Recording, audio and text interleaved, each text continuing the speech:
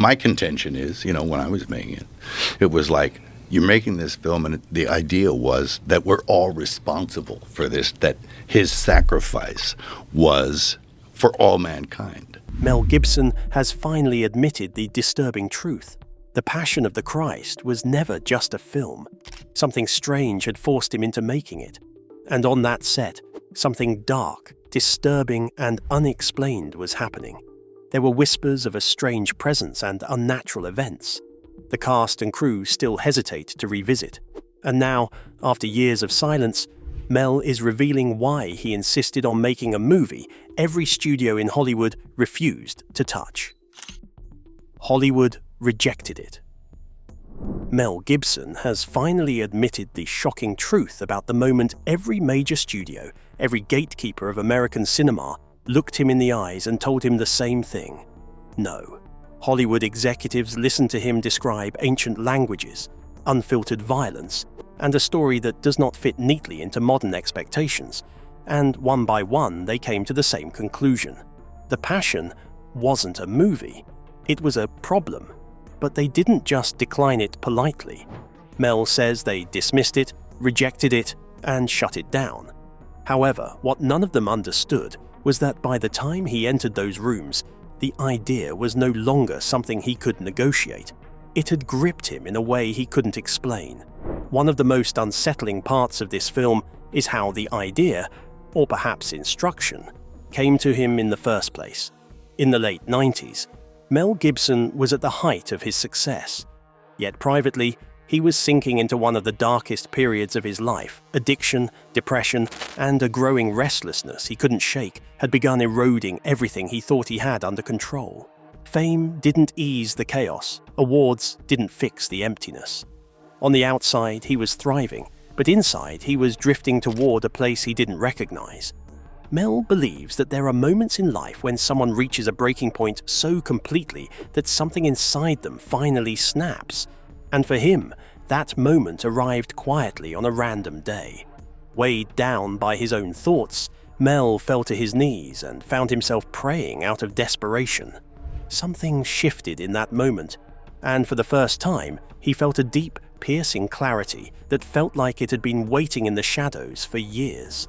He began returning to scripture with a focus that startled the people close to him. He gravitated toward passages about crying out for help, about suffering, and about surrender. And slowly, the story of Christ's final hours caught his attention. He instantly felt compelled to bring it into the world in the exact raw, unfiltered, and uncomfortable way he had read it. The deeper he went, the more intense the pull became. He immersed himself in historical texts, the Stations of the Cross, writings from early Christian mystics, and ancient accounts that most filmmakers had never bothered to touch. He began searching for the painful, physical truth most filmmakers had avoided thinking about. And that's when his conviction hardened. If Jesus spoke Aramaic, then the film would use Aramaic. If the Romans spoke Latin, then Latin it would be. There would be no modern language to dilute the gravity of what happened, no familiar actors to distract from the experience, no glossy Hollywood polish to make the story easier to digest. The film's authenticity had to be absolute, or it wasn't worth doing at all. While this decision was a hard one, perhaps the hardest one he made was his decision to pay for the entire film himself. $30 million for production and roughly $50 million more for marketing. Almost $45 million of his own money. No backup plan, no investor to share the risk. If the movie collapsed, so would he. Yet he didn't waver, because by this point, he no longer saw the film as a career choice. It felt like a mandate. The people around him sensed the shift.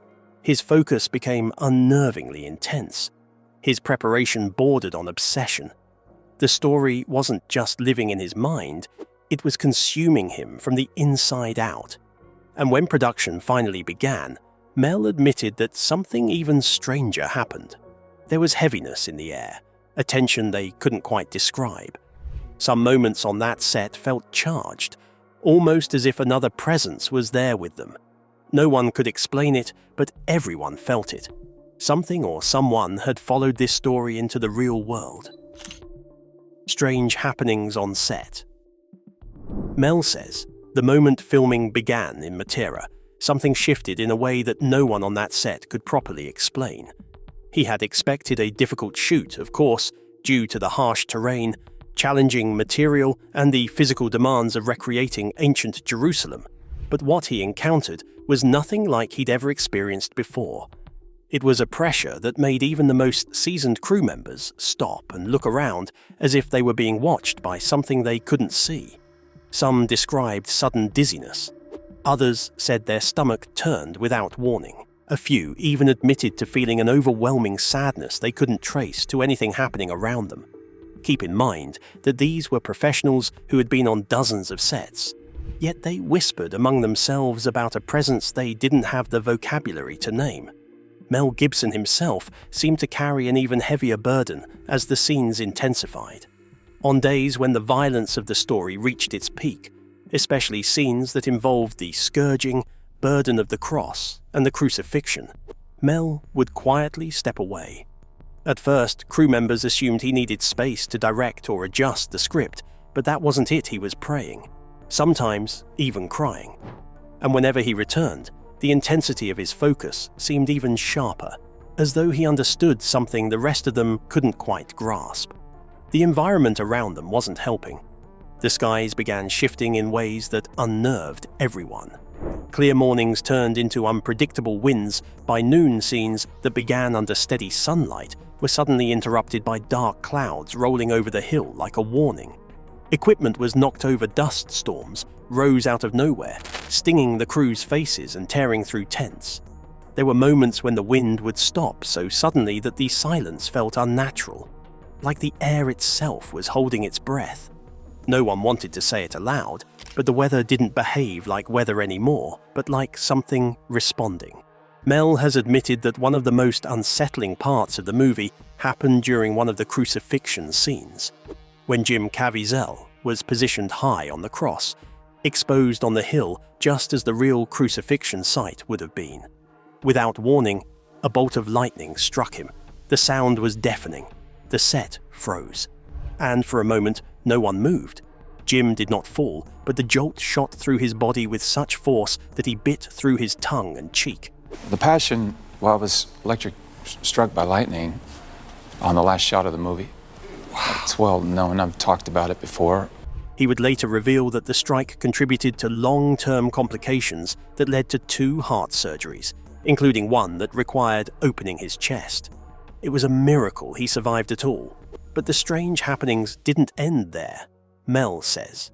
Minutes later, barely enough time for the shock to settle, the assistant director, Jan Michelini, was struck by lightning as well. He had already been struck before on the same production. Now it happened again. 2 lightning strikes on the same set, hitting the same small group of people within minutes. Statisticians can list the odds. Meteorologists can explain atmospheric instability. But the people who were there knew deep down that it didn't feel random. Sadly, Jim Caviezel's suffering didn't end with that. During the scourging scene, the whips were designed to stop just short of his body, but during one take, the angle slipped, leaving him with a 14-inch wound across his torso. That's not all. While carrying the massive wooden cross, he slipped, and the full weight dislocated his shoulder completely. In fact, Mel believes that the screams heard in the final cut of the film are not acting. They're the real sounds of a man in physical agony. During the crucifixion scenes, the cold winds cut through his costume and exposed body paint, pushing him toward hypothermia. His lips turned blue. His breath shook. But somehow, he kept going. Mel also noticed some odd parallels. Jim Caviezel's initials, JC, mirrored the role he was playing. He was 33 years old during filming, the same age traditionally believed to be Christ's age at the time of his death. While it meant nothing to some, Mel believes it was too precise to ignore. But these disturbing experiences weren't limited to the actors. Crew members spoke about sudden fevers that came and went without explanation. Some reported nightmares they had never experienced before, dreams so vivid they woke up shaking. Others described a spiritual heaviness they they couldn't put into words. During rehearsals, quiet tears would appear on the faces of people who normally prided themselves on emotional distance. Extras who had no personal connection to the faith found themselves trembling during certain scenes, unable to understand why. What no one, including Mel, expected was that these strange experiences wouldn't end when the cameras stopped rolling. The storms, accidents, and unexplainable moments were only the beginning, because once the film left that set and entered Hollywood, an entirely different kind of strangeness began to unfold. Firestorm in Hollywood. When filming finally ended and the dust settled in Matera, many in the cast and crew expected the strange energy around the project to fade away. Instead, something even more volatile began forming. Hollywood braced for a standard rollout, the usual publicity circuits and red carpet interviews, but Mel Gibson had no interest in doing things the Hollywood way. He bypassed the entire system. There were no late-night TV appearances, no promotional tours, and no carefully engineered media blitz. Instead, he took the film directly to the one group that had been excluded from major studio decisions for decades: the church. What followed was unlike anything the entertainment industry had ever seen. Private screenings were held in church basements, conference halls, and religious centers across the country. Pastors were given early access. Sermons began referencing the film months before its release. Christian leaders encouraged their congregations to prepare for what they described as one of the most powerful depictions of Jesus ever created. Suddenly, the Passion of the Christ had become a movement. Churches booked entire theaters. Buses were organized to take entire congregations to screenings. Religious communities turned the film into an event, a gathering, almost a pilgrimage. Hollywood watched this unfold with a mixture of confusion, irritation, and fascination, because nothing like this had ever happened before. On February 25, 2004, opening day, the film exploded out of the gate with $23.5 million in a single day. Numbers usually reserved for blockbuster franchises, not subtitled independently funded religious dramas. By the end of the first weekend, the total had surged to $83.8 million. Analysts who had mocked the film's prospects were suddenly silent. The predictions were shattered and the rules rewritten. Week after week, the momentum grew. Crowds kept coming in numbers Hollywood had never seen before.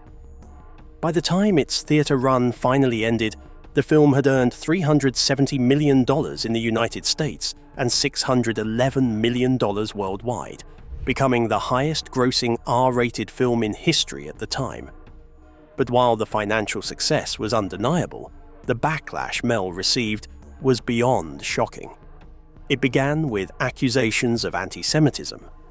The Anti-Defamation League condemned the film, claiming it could inflame historical prejudice and revive harmful stereotypes.